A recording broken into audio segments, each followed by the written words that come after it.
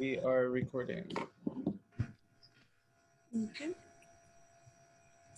So the topic, I guess I'll read out the topic, is share a piece of pop culture you really enjoyed in the past, but now have come to think of it as being problematic.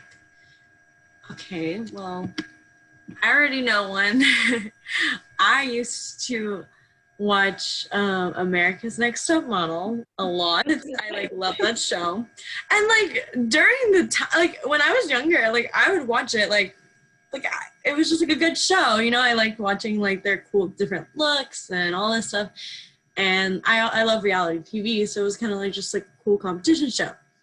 Then I just never really realized until recently when people started posting on Twitter oh, all these scenes from America's Next Top Model, and they were reposting these videos. I was like, wait, why do I not remember it that way? But that's horrible. Everything they made them do, there's some the way they would talk to them, and then the whole changing race, for a photo shoot, they would make people and I was like, this would not fly at all now. And it honestly shouldn't have been okay back then as well, but it's just crazy just how the times change, and it's it wasn't even that long ago either, and it's crazy how something that everybody we all enjoyed it, and we didn't really, I don't know if I was just too young to notice, but I just really never saw an issue until recently. I'm like, oh, this was really problematic show, and they treated these girls pretty bad too. Yeah, that's a good example. Yeah, when we read the prom, that honestly was the first thing that came to my mind, especially because it has been coming to light so much, especially on TikTok. I feel I always see clips from the show, and it's just super problematic scene. Every time any clip from the show is shown, it's problematic. And I think it's interesting to see how now us as a society, I feel are just more educated on things like that. So now it's easier to point out things that are not okay, as back then, especially most of us, all of us were younger watching it. So we really had no idea what we were watching and why it was problematic, and even that it was problematic.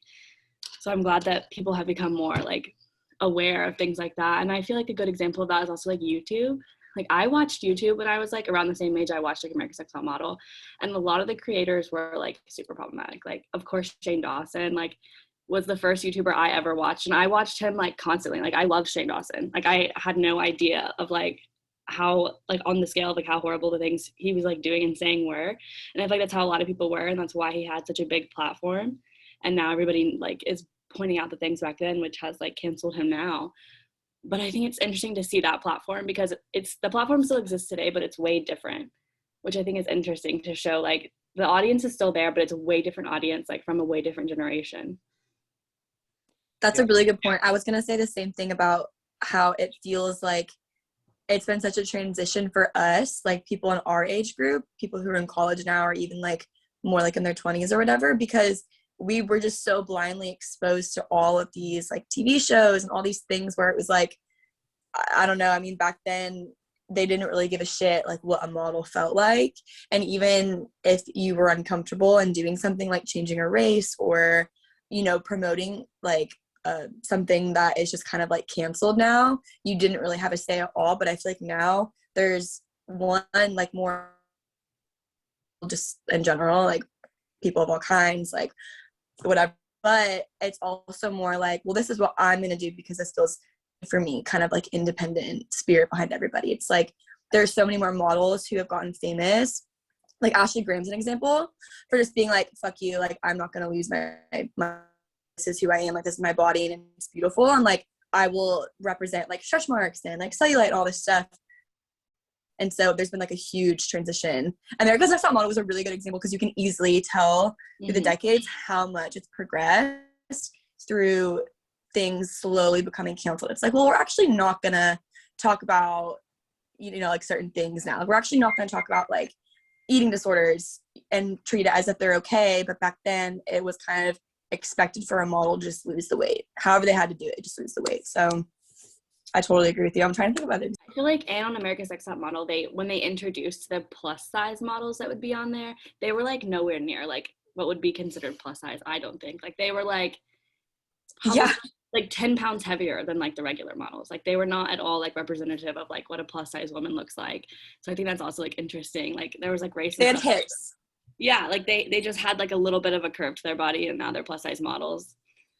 Yeah, so dumb. Like, I don't know, over the years, and probably with like more technology and like social media, I mean, even like in the beginning of like social media, like everything was a lot more like crazier and like wild, and now I feel like people have become like more sensitive to topics, maybe because of like cancel culture, like people are just more scared of like getting canceled.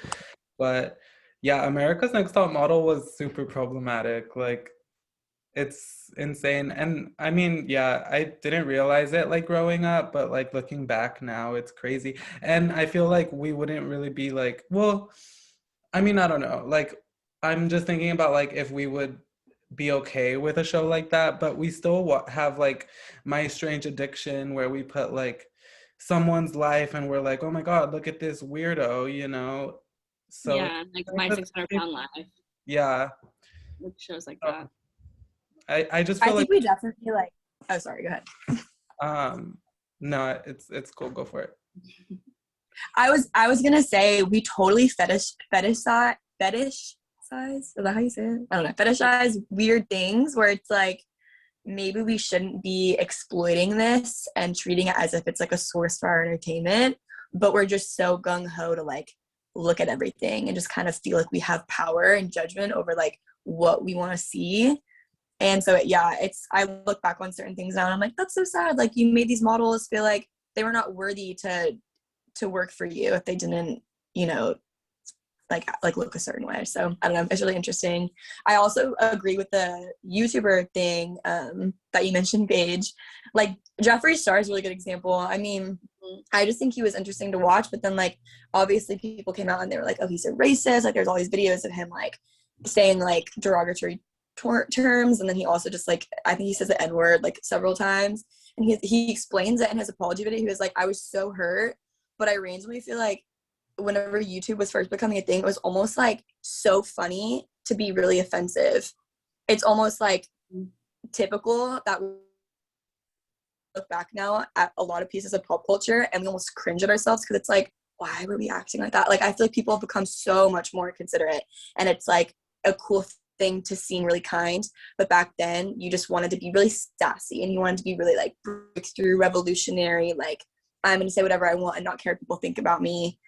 But now it's just weird. It's like, okay, girl, like that's, I don't know. Yeah, I feel like during that time period there was like a really blurred line between like dark humor and like just being offensive and like socially incorrect. Like I feel like a lot of people just thought like them saying like racist or like derogatory terms were just like a form of like dark humor, which is something that I feel like everybody was like okay with at the time. Like how you're saying, like I just don't think that like we realized that as much.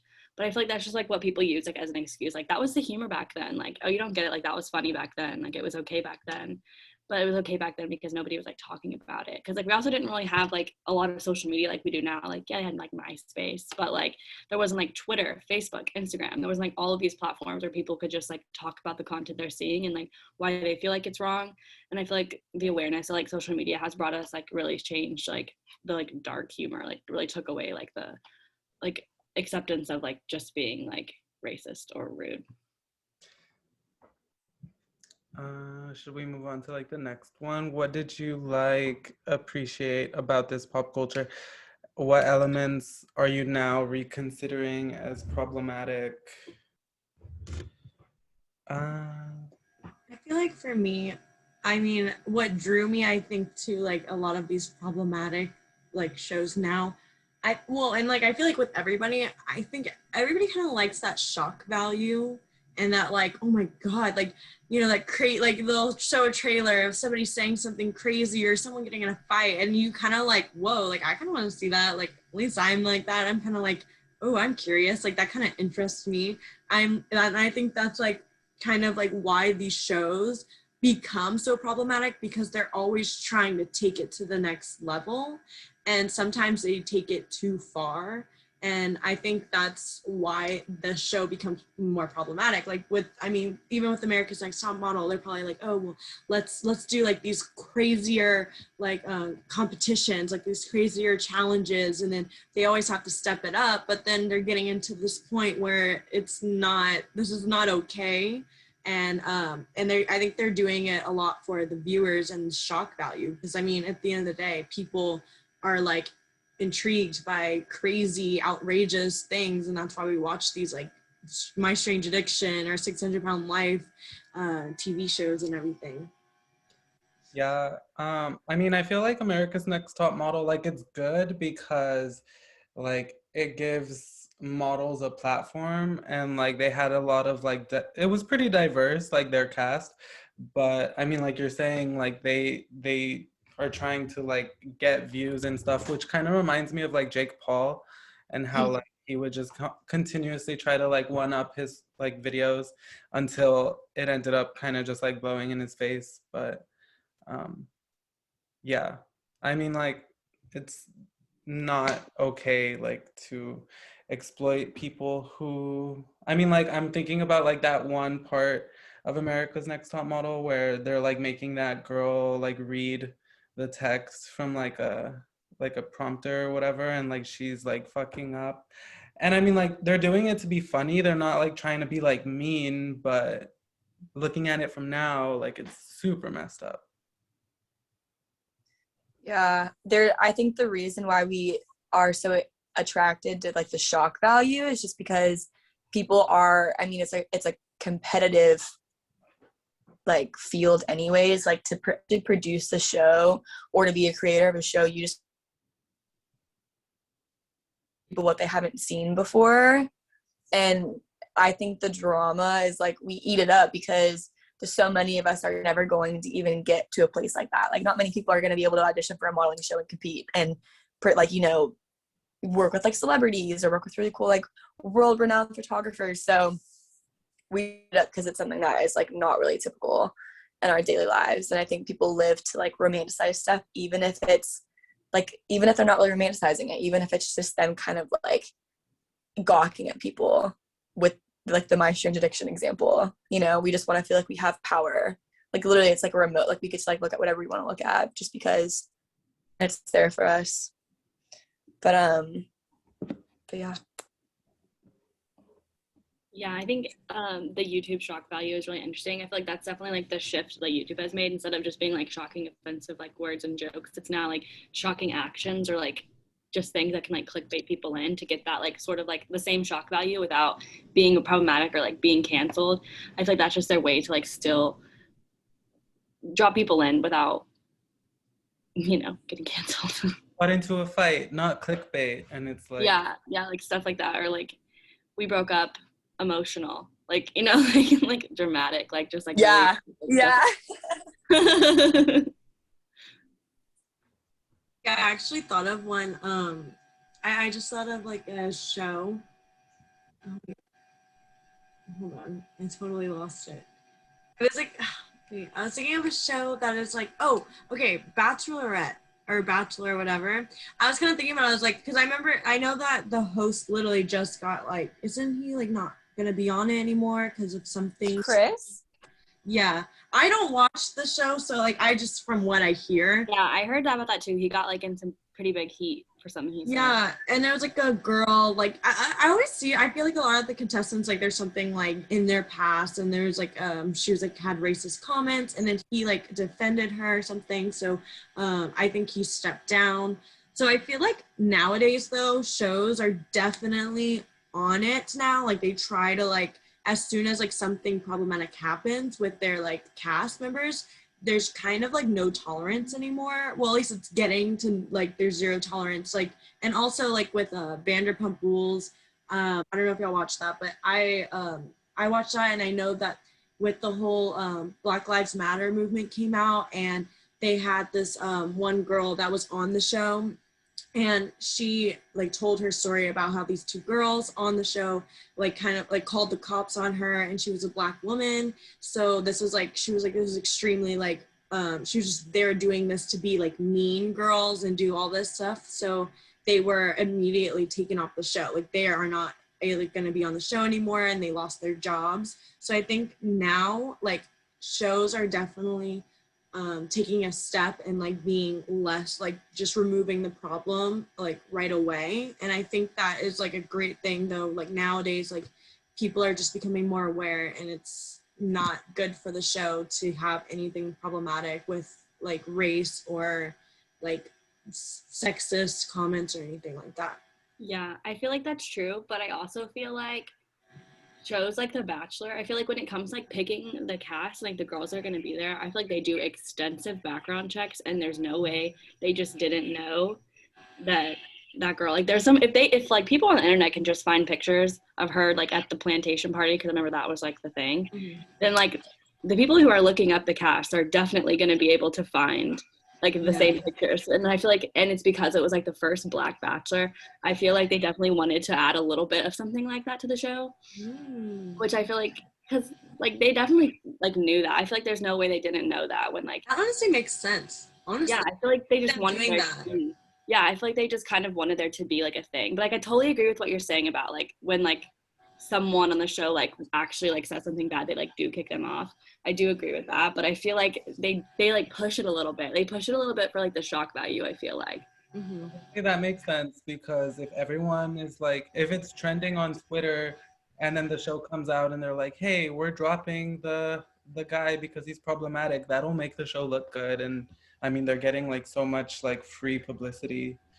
Like that kind of reminds me of I saw something about like the Sonic movie and how like Twitter basically bullied them into changing the design, and then everyone was saying like, what if they like purposely like had a shitty like Sonic and then just used that whole situation as like promo for the video or for the movie.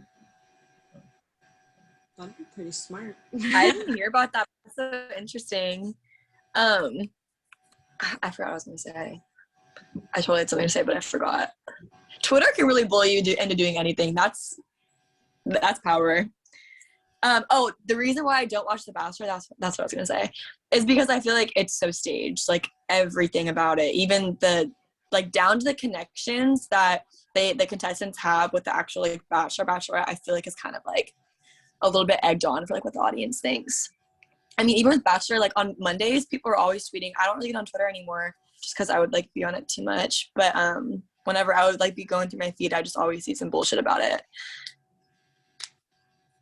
Yeah, they always like pick problematic people, which I get like for like the dramatic and stuff. And like I feel like there's not anything super wrong with just picking like dramatic people, but like when you pick people with like problematic like racist past because you have like the first Black Bachelor, I feel like that definitely crosses like a major line. And I like feel like more people should like, I don't know, I feel like it makes sense that like they would know beforehand. So I feel like more people should like say something about that.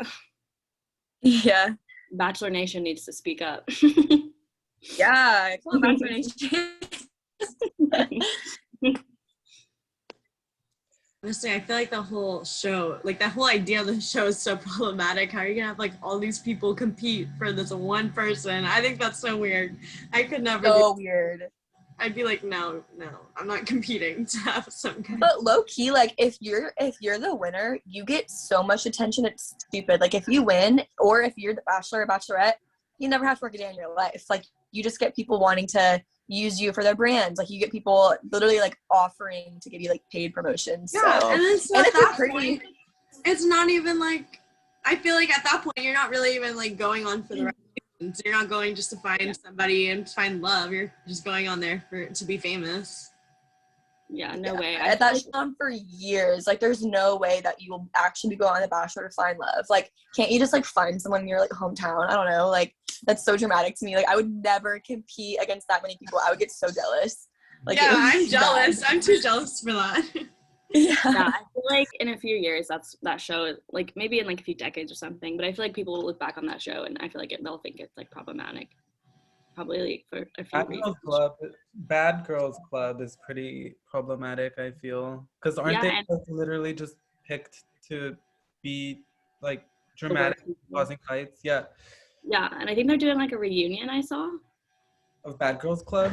Yes, of Bad Girls Club. I just saw it on Twitter or something, and like a few of the girls were back, like they're doing something. I don't know what they're doing, but I saw something with like Bad Girls Club, and it was like some of like the previous women, and people were like not super happy about it on Twitter. What's the name of that one girl? She's like a reality TV star. She was in the Flavor Flav one, and she's like an Tiffany. I It's love New New York. Yes, New York. I watched that one too. Wait, had it. Reality TV show person. No, not Tiffany Haddish. I was like, No. Her name's Tiffany. Yeah, her name is Tiffany, but she goes by New York, I think. She goes by New York. I don't know her last name. I don't either. I just know her as I Love New York. Yeah. I love that show. It's so funny, but honestly, that's probably pretty problematic. Oh yeah. Like, I remember literally watching it recently and be like, oh my God, I can't believe they're doing this. It's pretty crazy. Yeah, I feel like there's so many shows that like I'll go back and watch, and like I feel like every 5 minutes I'm like, oh, Yeah. like because they say something that like is not okay now, and I think it's so crazy to think like I would never have thought that before, like when I was watching it like younger. Yeah. I mean, even like pretty much all the like pop stars, they all do like cultural appropriation. Well, they used to, like way more than now, because now they'll just get canceled. We reached time though, so I'm gonna stop the recording.